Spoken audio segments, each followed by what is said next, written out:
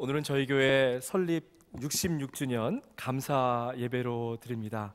오늘 일부에도 우리 같은 순서를 가졌는데 예배 시간마다 저희 교회를 오랫동안 섬겨주시고 또 보이지 않는 곳에서 수고하시는 모든 분들을 좀 저희가 레코그나이즈하고 축복하는 그러한 시간 가지려고 합니다.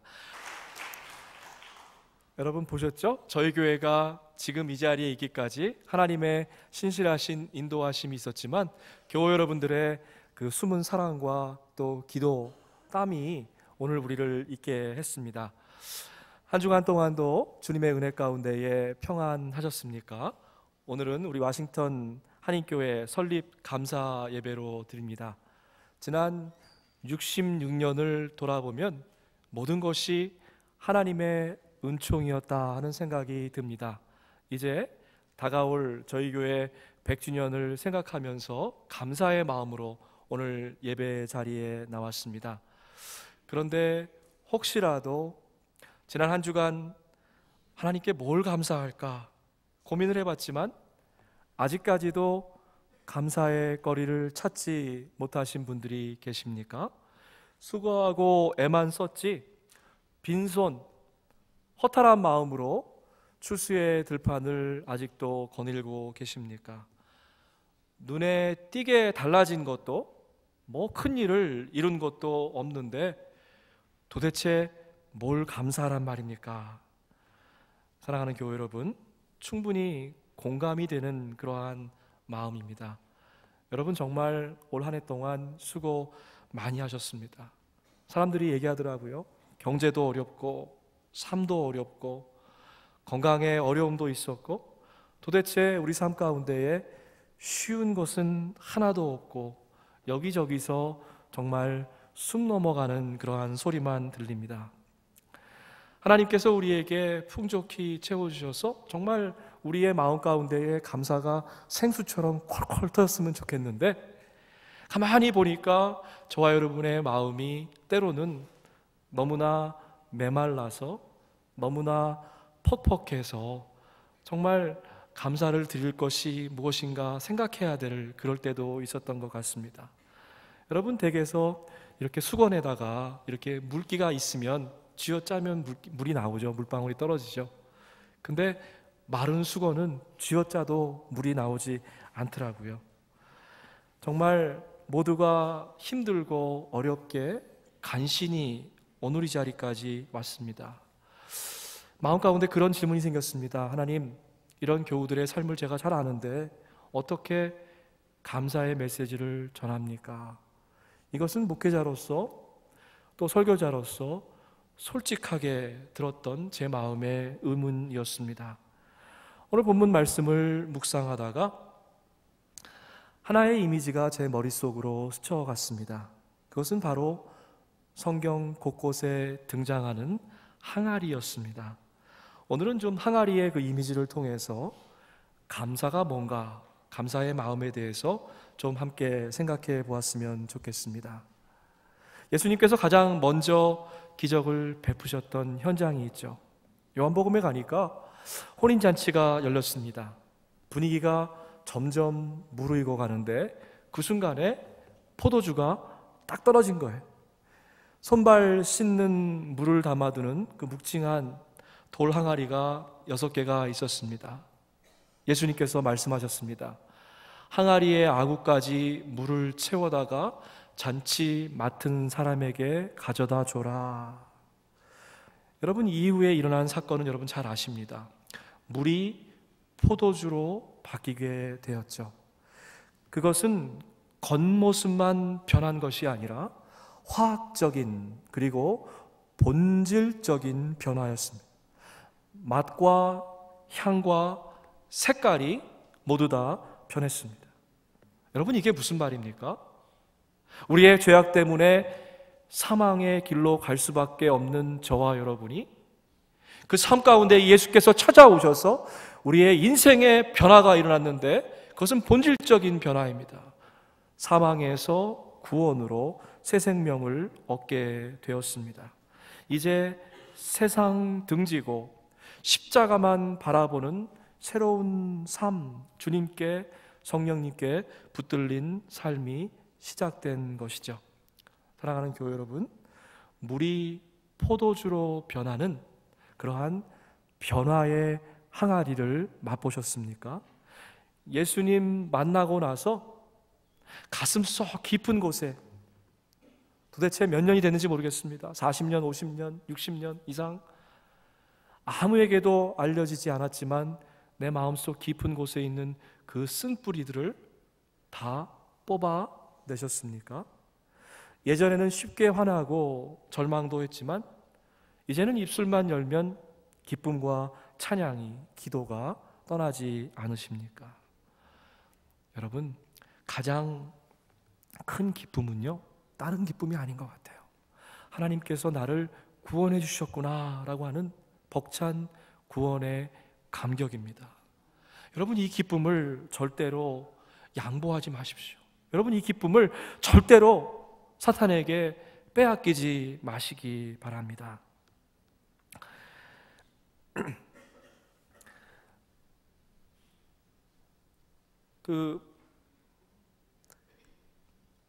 한번 우리의 그 신분이 물에서 포도주로 바뀌게 되면은요, 우리는 절대로 다시 물로 되돌아갈 수 없습니다.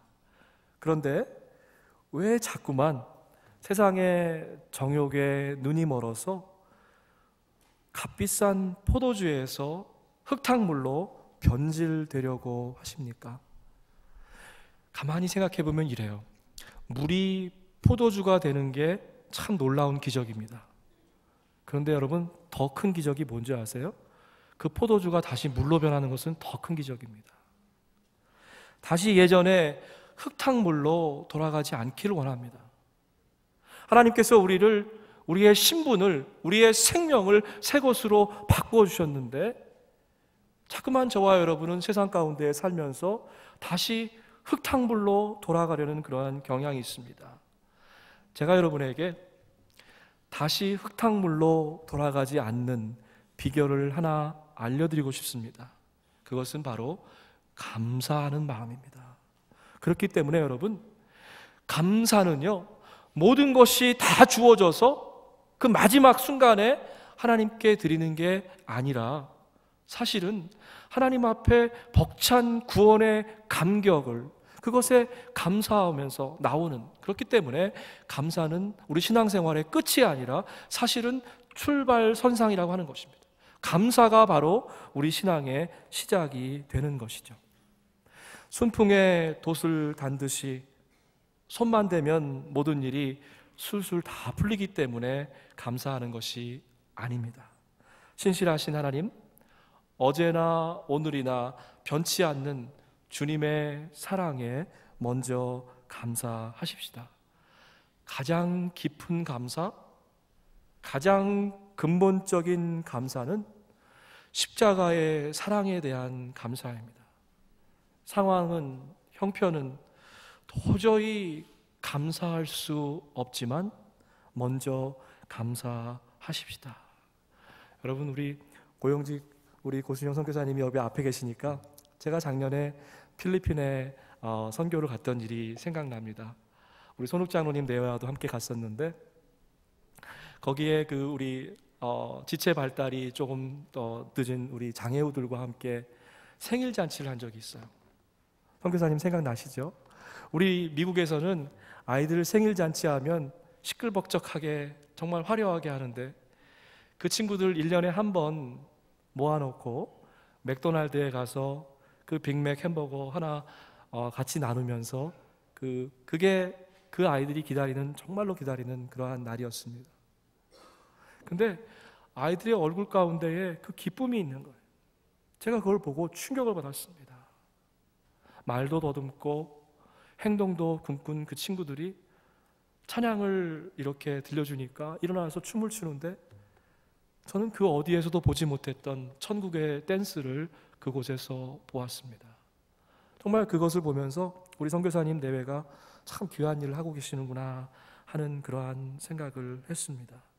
상황은, 형편은 도저히 감사할 수 없지만 먼저 하나님께 드리는 감사의 고백, 그것이 우리에게 필요하다라고 하는 것이죠.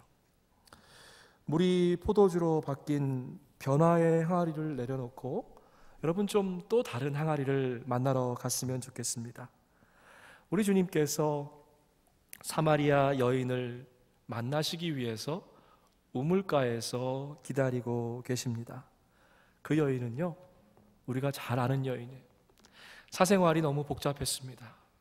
그래서 동네 사람들이 대놓고 손가락질하던 그러한 여인이었습니다. 참 불쌍한 여인이었어요. 인생이 너무 힘들고 고달퍼서 그 머리에 인 항아리의 무게보다는 억눌러 오르는 그 감정과 지난날의 과거의 무게 때문에 그 어깨를 땅에 질질 끌고 우물가에 나온 여인이었습니다.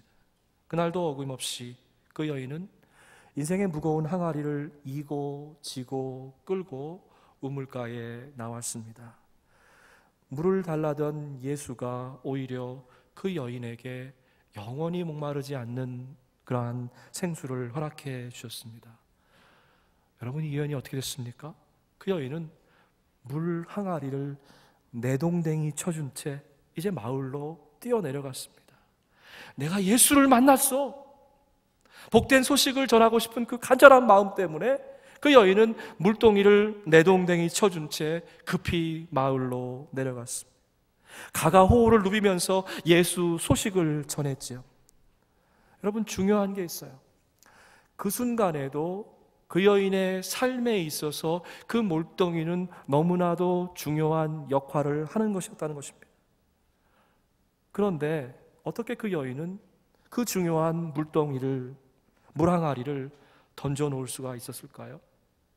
더 귀한 분, 더 소중한 분, 예수 그리스도를 가슴으로 만났기 때문에 그 여인은 이제 인생의 항아리를 던져놓고 예수의 소식을 전하러 갈 수 있게 된 것입니다. 사랑하는 교회 여러분, 오늘 주일 아침에 교회에 나오셨지만 아직도 근심과 걱정, 염려 때문에 여러분의 무거운 인생의 항아리를 머리에 이고 계십니까? 이제 좀 그 수고하고 무거운 짐이 되었던 인생의 항아리를 주의 십자가 앞에 내려놓으시기 바랍니다. 더 이상 인생의 그 무거운 짐들이 감사의 방해거리가 되지 않게 하십시오. 더 이상 벌써 지나간 과거의 시간에 얽매여서 과거의 종으로 살아가지 마십시오. 제가 감사는 끝이 아니라 시작이라고 말씀드렸습니다. 감사의 두 번째 특징이 있는데요, 감사는 과거에 얽매이는 것이 아닙니다. 세상 사람들은 금덩이에 마음을 뺏기고 살죠. 여러분, 세상에서 가장 좋은 금이 뭔지 아세요? 황금, 백금, 순금 뭐 이런 거 아닙니다. 다 아시죠? 제일 귀한 금은 바로 지금입니다. 여러분, 감사를 생각하실 때에 바로 지금 감사하는 그러한 교우들이 되시기를 바랍니다. 포도주 항아리, 그리고 사마리아 여인의 물 항아리, 또 다른 항아리를 좀 만나볼까요? 기드온이 말씀에 의지해서 아말렉 군대와 싸우러 나갔습니다. 300명의 군대가 여러분 뭘 들고 나갔습니까? 성경 퀴즈 한번 해볼까요? 항아리를 들고 나갔습니다. 여기에 또 항아리가 나오죠. 기드온의 군사들은 횃불을 들고 나팔을 불면서 어떻게 했어요? 항아리를 깨어뜨렸습니다. 항아리를 부수면서 여호와의 이름을 선포했습니다. 전쟁은 여호와에게 속한 것, 이미 하나님께서 이긴 전쟁을 우리가 승리를 하나님께 감사로 올려드리면서 나갔습니다. 여러분, 혹시 아직도 고난의 긴 터널 가운데 갇혀 계십니까? 건강 문제로, 관계 어려움 때문에, 또 경제적인 어려움 때문에 여러 가지 표현할 수 없는 그런 아픔 가운데 계십니까? 여러분, 좀 이제 끝낼 때가 되지 않았습니까? 혹시 지금 이 순간에도 절박한 마음으로 하나님을 원망하는 그러한 마음이 여러분 가운데 계십니까? 아직까지 내가 붙잡고 의지하던 그 항아리를 지금 깨트리십시오. 믿음은 곧 순종입니다. 순종할 때 순종으로 통해서만 비로소 감사로 갈 수 있는 길이 열린다는 거예요. 여러분, 우리는 반대로 생각할 때가 참 많이 있습니다. 그런데 성경이 이야기하는 진리는 순종할 때에 감사할 수 있다라고 하는 것입니다. 믿음이 없으면 순종하지 못합니다. 순종이 없는 감사는 가짜 감사예요. 감사하는 척 신용만 합니다. 그런데 여러분, 우리가 입술로 감사한다고 하지만 여러분, 나도 알고 하나님도 아세요. 결코 하나님을 속일 수가 없습니다. 감사는 순종에서부터 시작된다라고 하는 것입니다.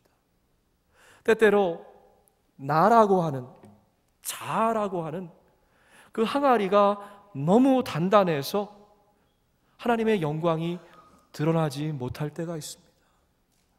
영광의 횃불을 세상 만방에 선포하고 알리려면 그것을 감싸고 있는 내 항아리가 먼저 깨져야 된다는 거예요. 주님 만나서 구원을 받았습니다.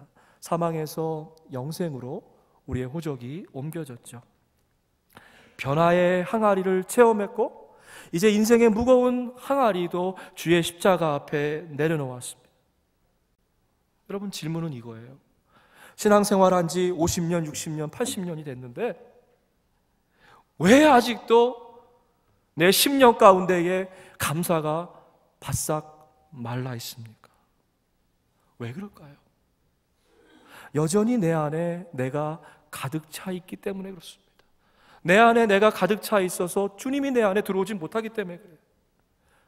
주님이 오시긴 오셨는데 여전히 단단하게 내 항아리, 나라고 하는, 자아라고 하는 자만심, 교만의 항아리가 깨지지 않아서 우리 마음 가운데에 감사가 터져나오지 못하는 것이죠. 오늘 본문에도 항아리 하나가 나옵니다. 그것은 바로 헌금 항아리였습니다. 예수님 당시에는 여성들은 그 성전에서 여인들의 뜰까지만 들어갈 수 있었습니다. 그곳에 성전 헌금, 11조, 구제 헌금, 각종 헌금들을 넣는 헌금함들이 있었습니다. 입구는 나팔 모양이었는데 성전에 들어가면서 각자 헌금을 했습니다. 오늘 본문의 시작은 이렇습니다. 오늘 아주 짧은 본문인데요, 주님께서 헌금 항아리 맞은편에 앉으셔서 헌금하는 사람들을 주의 깊게 관찰하고 계십니다. 주님은 누가 얼마나 많이 넣었나, 얼마나 조금 넣었나, 그 액수를 보신 것이 아니죠. 사람들 마음속 깊은 중심을 꿰뚫어 보고 계셨습니다. 무슨 말이에요?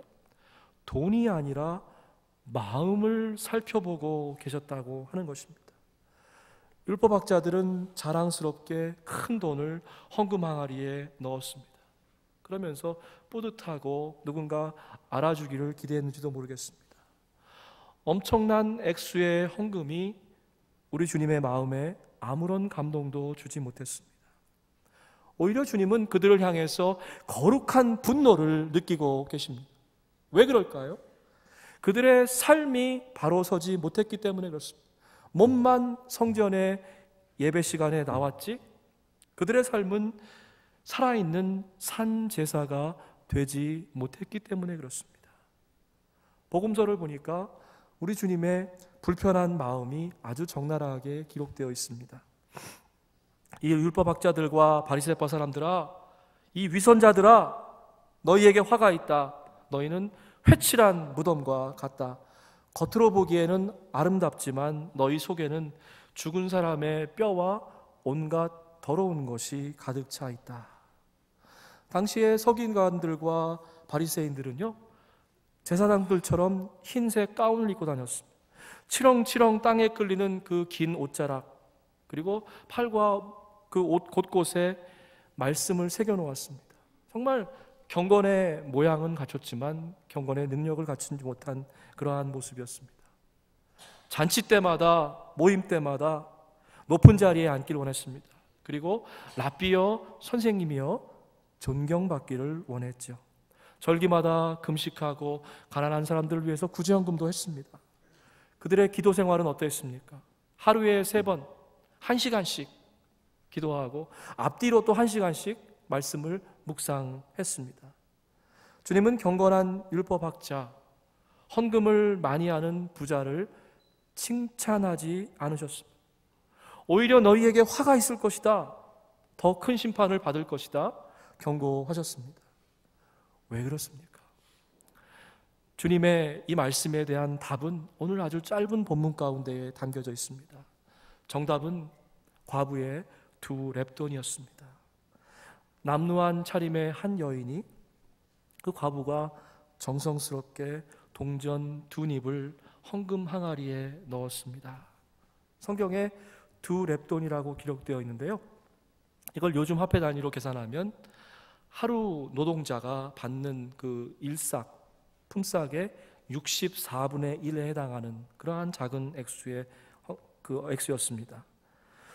저는 그런 생각을 해봤어요. 우리 주님이 우물가에서 사마리아 여인을 기다리셨던 것처럼 오늘 헌금 앞에 앉아 계신 이유는 이 여인을 기다리시지 않았을까 하는 생각을 듭니다. 물론 성경에는 그런 기록이 없지만 저는 주님이 이 여인을 만나고 싶어 하셨던 것 같습니다. 그리고 오늘 본문 마지막 절에 이렇게 말씀합니다. 이 가난한 과부가 어느 누구보다도 더 많이 드렸다. 모두 다 넉넉한 가운데에서 얼마씩을 떼어서 넣었지만 이 과부는 가난한 가운데에서 가진 모든 것, 자기의 생활비 전부를 털어 넣었다. 여러분, 오해하지 마시기 바랍니다.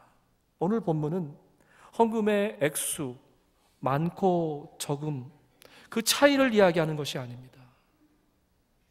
전부를 드렸는가? 아니면 부분으로 떼어서 드렸는가 하는 것입니다. 여인은 2렙돈을 드리면서 어떤 마음으로 드렸을까요? 하나님, 작은 것이지만 이것에 나의 삶 전부를 묶어서 드립니다. 나의 삶 전체가 하나님의 것입니다 라고 고백했을 겁니다. 여러분의 삶 전체, 미래의 모든 계획을 항아리에 담아서, 감사의 항아리에 담아서 주님께 올려드리시기 바랍니다. 제가 읽은 글 가운데 이런 글을 읽은 적이 있습니다. 신실한 봉헌은 얼마를 드렸는가가 아니라 얼마를 남겨놓았는가에 달려있다. 이 여인은 자기가 가진 모든 것을 기쁨으로 내어드렸습니다. 삶 전체를 드린 것이죠. 봉헌하실 때 이런 마음으로 주님께 드리십니까? 아니면 아까운 마음으로 쓰다 남은 것을 드리십니까? 드리고 나서도 아직도 얼마나 남았는가, 그것이 중요한 문제이죠. 드리고 나서도 아직도 여전히 내 재능과 내 시간과 내 물질과 나의 것들이 남아있다라고 하면 그것은 다 드린 것이 아닙니다. 각자 마음에 정한 대로 해야 하고 아까워서 내거나 마지못해서 하는 일이 없어야 합니다.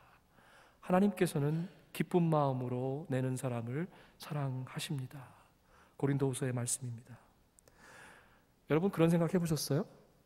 우리가 시간과 재능과 물질을 하나님께 드릴 때 어떤 방법으로 얼마만큼 드릴지 과연 누가 정합니까?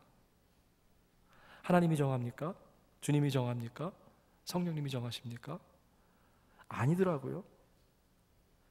바로 내가 정하더라고요. 어떻게 정합니까?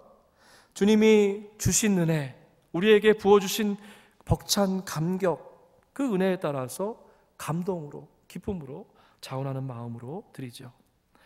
많이 받은 사람에게는 많은 것을 요구하고 많이 맡긴 사람에게는 많은 것을 요구한다.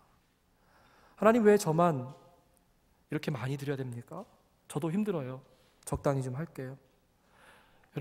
여러분, 이런 마음으로 드리는 것은 결코 다 드리는 마음이 아닙니다. 여러분, 저는 지금 액수를 이야기하는 것이 아닙니다. 자꾸만 내 것과 하나님의 것을 구별하고 할 수만 있으면 적게 드리려고 하는 그러한 마음이죠. 가능하면 하나님의 것도 살짝 떼어먹고 싶은 그러한 마음입니다. 여러분, 하나님을 속일 수 있다고 생각하지 마십시오. 하나님은 우리의 마음속 깊은 곳을 감찰하십니다. 기쁨으로 감사의 나무를 먼저 심으십시오. 믿음과 순종으로 결단하십시오. 여러분, 제가 마지막으로 항아리 이야기 하나 더 하려고 합니다. 멀리서 항아리 깨지는 그러한 소리가 들립니다. 평생을 결혼 지참금으로 모았던 값비싼 향유, 옥합 항아리를 주님을 위해서 깨어뜨렸습니다. 예수님께서 이 여인의 깊은 사랑을 보시고 이렇게 말씀하셨습니다. 온 세상 어디든지 복음이 전파되는 곳마다 이 여자가 한 일도 전해져서 사람들이 이 여자를 기억하게 될 것이다. 여러분, 그 감사라는 말에 그 헬라어 원어를 보면은요, 감사가 뭔지를 깊이 알 수 있습니다. 명사적인 의미는 은혜라는 뜻이에요. 하나님께서 우리에게 베풀어 주신 그 귀한 값진 은혜. 그리고 이게 동사로 쓰이게 되면 숙고하다, 깊이 생각한다라고 하는 뜻이 있습니다. 그렇기 때문에 감사라는 것은 무엇이냐면요, 하나님이 내게 이미 부어주신 은혜를 내가 깊이 생각한다라는 뜻이 있습니다. 그렇기 때문에 우리가 하나님께 감사합니다라고 얘기할 때는 이 두 가지 파트가 항상 있어야 되는 거예요. 먼저 하나님께서 나와 내 가정에게, 우리 공동체에게 부어주신 은혜를 생각해야 됩니다. 은혜가 뭔가, 그리고 그것을 깊이 기억하는 것, 그것이 바로 감사의 마음입니다. 어떤 분이 그런 얘기 하더라고요. 감옥하고 수도원이 별 차이가 없대요. 가만히 생각해 보니까 그런 것 같아요. 갇혀서 지내고요, 음식도 별로 거친 음식을 먹어야 되고, 잠자리도 참 불편합니다. 그런데 감옥하고 수도원하고 큰 차이가 있대요. 그것은 뭐냐면 한쪽에서는 불평하고 한쪽에서는 감사한다는 것입니다. 여러분, 상황과 형편은 그것에 따라서 하는 것이 아니라 우리의 마인드셋 자체가 불평하고자 하면 그것은 감옥이 되는 것이고, 상황과 조건을 뛰어넘어서 하나님께 먼저 감사하는 것은 이제 수도원의 삶을 살게 되는 것이죠. 제가 일전에도 한번 말씀드린 적이 있는데, 라오스에 선교를 간 적이 있습니다. 그 나라는 아직도 공산국가여서 말씀을 전하는 것이 자유롭지 못합니다. 그래서 태국 국경에 나와서 제가 우리 그 목회자들을 훈련을 하고, 이제 그분들이 도대체 얼마나 먼 데서 오셨나 한번 그분들의 섬기는 교회를 방문하려고 가게 되었습니다. 근데 대부분의 그 목회자들이 이틀, 3일을 걸어왔더라고요. 근데 우리들은 차를 타고 가는데 한 2-3시간 걸리는 거리인데, 비가 와가지고 차가 빠져가지고 다 내려서 비를 맞으면서 차를 언덕길에서 밀고 올라갔습니다.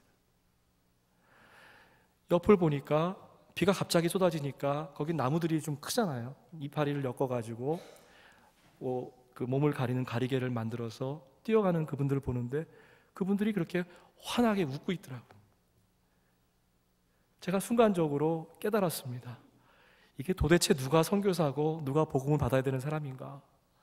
정말 상황과 조건 가운데 관계없이 저렇게 감사한 모습으로 사는 그분들을 보면서 제가 오히려 더 많이 배우고 온 경험이 있었습니다. 모든 것을 다 드리는 감사는 참 아름답습니다. 주님께 모든 것을 다 맡기시기 바랍니다. 여러분의 인생의 삶의 걱정과 어려움과 모든 문제를 오늘 주님께 맡기시기 바랍니다. 그리고 모든 욕심과 집착을 제발 좀 버리시기 바랍니다. 진정한 감사는 우리의 삶의 소유권을 주님께 양도할 때에, 이양해 드릴 때에 시작되는 것이죠. 오늘 말씀을 통해서 우리의 인생 가운데에 중요한 항아리들을 만났습니다. 첫 번째 항아리는요, 변화의 항아리예요. 흙탕물이 포도주로 바뀌는, 사망에서 영생으로 옮겨지는 변화의 항아리가 반드시 필요합니다. 그 사건이 있는 후에는 이제 무거운 인생의 항아리를 주의 십자가 앞에 내려놓아야만 합니다. 그리고 마지막으로 해야 될 것은 우리가 그동안 소중하게 붙잡고 있던 그 항아리들을 이제 과감하게 깨트려서 주님의 영광이 세상 가운데 선포될 수 있도록 그렇게 나아가야만 하는 것입니다. 내 인생의 항아리를 이제 내려놓고 더 나아가서 깨트리는 다 드림의 결단이 필요합니다. 주 안에서 승리하시는 복된 한 주가 되기를 주의 이름으로 축복합니다. 아멘. 함께 기도하겠습니다. 하나님, 오늘 말씀을 통해서 우리 인생의 항아리들을 바라보게 하신 것 감사합니다. 혹시 2부 예배에 나온 교우님들 가운데에 아직까지도 주님을 인격적으로 만나지 못한 분이 혹시라도 계시다고 하면 성령님 지금 찾아가 주셔서 저들의 수고하고 무거운 인생의 짐들을 주 앞에 내려놓고 벅찬 구원의 감격으로 주님을 향해 나아갈 수 있는 저희들 되게 인도하여 주옵소서. 오 하나님, 교만과 편견, 아집이라고 하는 그러한 인생의 항아리를 아직도 붙잡고 있습니까? 주님, 그것들을 깨뜨리게 하시고 우리 안에서 하나님 정말 영광의 빛으로 살아가시기를 원하시는 그 주님의 그 소원을 우리가 바라보게 하시고 이제 어두운 세상 가운데에 빛으로 소금으로 살아가는 저희들 되게 인도하시옵소서. 감사하옵고 예수님의 이름으로 기도하옵나이다. 아멘.